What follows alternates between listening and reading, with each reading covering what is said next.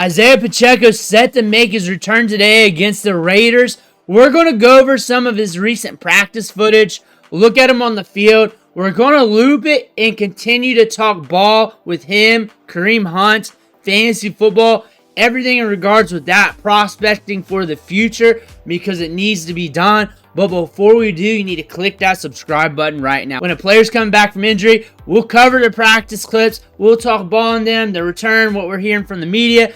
So you can get that information. You know more about your player. You know what to do for your fantasy team, or at least have a gauge in your gut what to do from that gut reaction, because players come back from injury and they can be on a pitch count. On top of that, we help you set your lineups with these videos. Click that subscribe button. Stop missing out. We're looking at Isiah Pacheco today. His workout videos, they're not too much in this part of the season. Teams will not show you everything. Some will. Usually, like if you look at the Jonathan Brooks footage from a few weeks ago, it's just the same couple drills. With Nick Chubb, it was the same couple drills. Him moving, him working out. In season, you get a little less. However, in the off season, they'll show you a random part of the practice. They'll let the media get a good video clip of them. The thing about Isiah Pacheco and Kareem Hunt has been slowing down a little bit, but he's been very steady for the Chiefs. For an NFL running back, he's been solid. For the fantasy production, you've been watching those games, and you've been waiting for him to kick it up with the fantasy points. Here's him on the treadmill right after the surgery, like in October. Not too far after, I mean. That being said, when I look at this Chiefs backfield and how they handle things in the media and what they usually say. So after Pacheco was injured, you had Steele, you had Pirine, and then Kareem Hunt. What they kept saying in interviews and press conferences was they're going to let them ride in the backfield, and they were going to see how they look, and they were going to ride the hot hand. And once you saw the touches, it was split up pretty good, and then Hunt started winning, and they kept with Hunt, and Hunt was rolling. And that's how it works. Carson Steele had some fumbles, and he stepped back. And I imagine they're probably going to take this approach with Pacheco. They're probably excited to get him back. They're excited to get him out there. And if he's looking good off the rip, they're probably going to keep him out there and use him a lot. I think Kareem Hunt's going to get some work.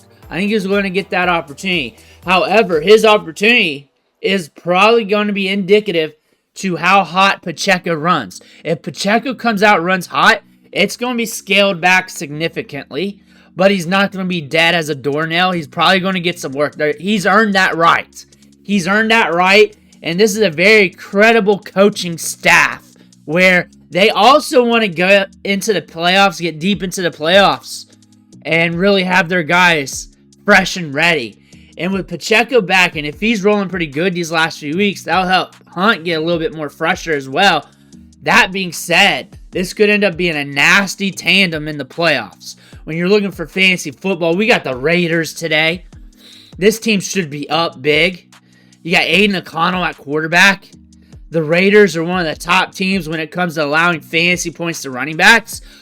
I would not be surprised if we're talking about the spectrum of everything. If both running backs hit to some degree for fantasy football, if it's both running backs scoring 10, 11, 12 points, one running back hitting, one doing a little bit of something, or it could be one running back goes off and one doesn't, or the Chiefs just start going off, they pull Pacheco a little bit, and they start using the other running backs in the back end of the game. We could definitely see that. Pacheco's got a lot of upside. So I'm seeing on social media, one of the reasons why I did this video is I'm seeing Facebook posts on who to start. It's split even down the line between these two running backs. That makes sense to me because Hunt's the incumbent, but Pacheco's the monster talent when it comes to athleticism. He's the incumbent running back prior to Hunt being the incumbent running back. And like I said, from what they said in interviews earlier this season, which I believe that's their mindset when it comes to this approach with these players, I think they're going to ride the hot hand. If Pacheco comes out hot, they're just going to say Pacheco's back, baby. If he's not, they're going to mix in Hunt a little bit more, and they're just going to keep feeding Pacheco out there just to get his wings back under him, his feet back under him, dip that toe in the water. That being said, I could see it being 50-50 messy, or I can see it being Pacheco going off.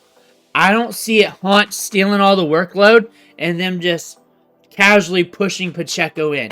He was going to come back last week. I shot this video last week with almost the same footage. I had like 1 or 2 things. And then I had to take down the video because right when I was posting it, they came out saying that he wasn't going to play. It was almost dead nuts in the news that he was ready, good to go. They waited another week. Since they waited another week on this, it's another indicator that they're ready to rock and roll with Pacheco. This is a matchup that's very advantageous. They know this going in. They know this about the Raiders. Everybody knows this about the Raiders. If I can say that and pull the stats every week on that, they have even more.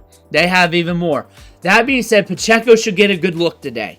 If I was picking which one I would start, if I had both running backs, which a lot of you do, I would go Pacheco and put my nuts on the table and just really be aggressive with it. If you want to play safe, then go ahead and put Hunt in. That's the safe play if you want to do it. But honestly, when a good player or a top player comes back from injury like this, like a Puka Nacua or a player like that, one of the top players at their position group in the league, you put them in, you see what happens. They're usually not out there to be a decoy. It's 2024. There's no decoys anymore. That's not a thing. That's something that people would say in the mid-90s. Pacheco's good to go. We have a timeline of how the coaching staff is with their mindset with these players coming back or how they want to approach the depth chart whenever something's in flux. I think they're going to test them out there to see how much usage they should give them. I think they're going to want them out there. They're going to test them. They're going to ride them. If he's hot, I feel good with Pacheco, but if you want to roll the other way, because I do not know for sure, then go ahead and do it. But it's time for Pacheco to roll against the Raiders. Let me know what you think in the comments below. Make sure to hit that subscribe button on the way out. Thank you for watching. Catch you on the next video.